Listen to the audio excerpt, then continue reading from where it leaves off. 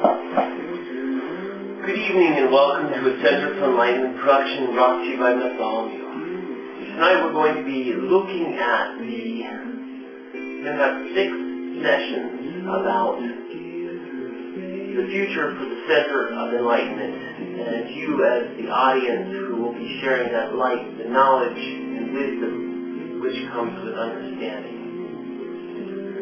Our future productions after these next 6 will be on the Mystery Babylon series by William Cooper. But tonight, and for the next 6 sessions, of which each is roughly 10 minutes, we'll be studying the mycophobes and mycophobes. No, we'll be studying that's Gordon Watson's voice. We'll be looking into Coldplay while talking about my own history and qualifications. Coldplay is obviously a very, very famous band who has this very powerful love of the psilocybin mushroom, much like myself. And they have used it to expose the understanding of the human mind, of the spiritual realm, and of Christ. If you listen to their music, you'll discover that they're what's called an underground Christian band, or a UBC. Underground Christian, UCB, pardon me. It's not the 2CB, which is psychedelic. But anyway, listen to their songs Amsterdam and Strawberry Swing, and you'll hear them talking about so high that their feet barely touch the ground. And when you hear these words that spring from the ground, then you will understand at the speed of sound. Anyway, that's a little tidbit about Coldplay, my favorite band, and I saw them in concert too. It was quite awesome. They had a scene where they cannoned up all these confetti butterflies. No, I'm not really hip on the butterfly symbol because that's a study of history shows that the butterfly is related to the worm, and Lucifer is called, or Satan is called the worm. The Morning Glories, the glory of the morning, that 5-pointed star, is also called, in Greek, the worm. So, okay, a little bit about me. Well, this author, the author of Magic Mushrooms, his name is Clark Heinrich. I know this guy, and we've talked at the farmer's market in Santa Cruz, California, which means Saint Cross. As he and I discussed, Clark and I discussed, the difference between the Amanita muscaria, which I call the tree of knowledge, and tree of life, psilocybin, the 184 species scattered throughout the entire globe. Every continent has one, so you have no excuse.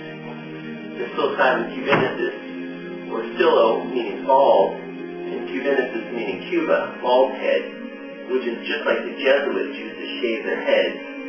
It's valuable because it's the Jesuits who named it, the Psilocybin cubensis.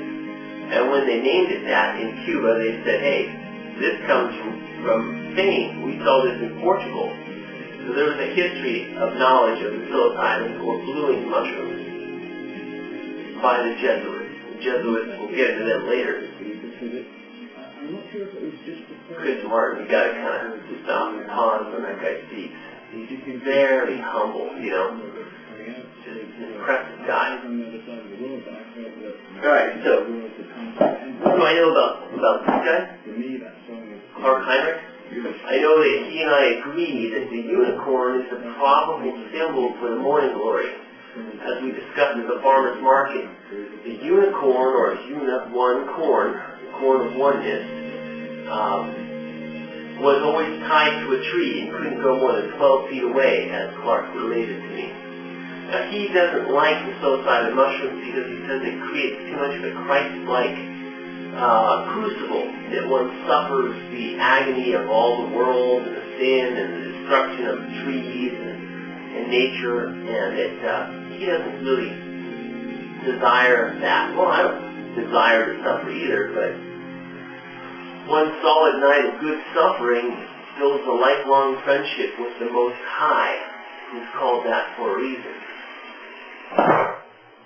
Besides Clark Heinrich, a person I don't know, but that's because he got killed in 2001, on September 11th, this warrant was issued, is William Cooper. This is his book, Behold the Pale Horse, in which he discusses his life as a Navy officer in the intelligence field, and how he was given information on the assassination of Kennedy and the group that really runs the world, the global elite, or the Illuminati.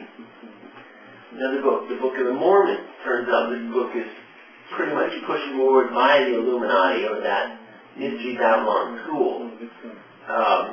Example of why that's true is that they consider dark-skinned people to be of the inferior group, of the sinful group, that they became dark-skinned because they sinned, and that's why they have dark skin.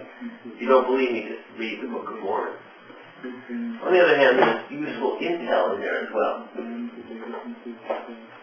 We're shameless in that respect. We don't mind headache. Nothing like a live copy of Coldplay, is there? Okay, well, let's pause this for a moment. Again, my name is Matthalamew. This is the Center for Enlightened Production, and I'm going to give you a background on myself before I begin the 40-hour series on Mystery Babylon. It's actually 400 minutes instead of 40 hours. And I'm going to do every hour of William Cooper shrunk down to a 10-minute video. Clock. Isn't it true? I don't know if you've ever stayed up all night on 7 grams of mushrooms with a grandfather clock in the house, but wow, what an experience I have, and I gotta tell you, it's wonderful. Do it.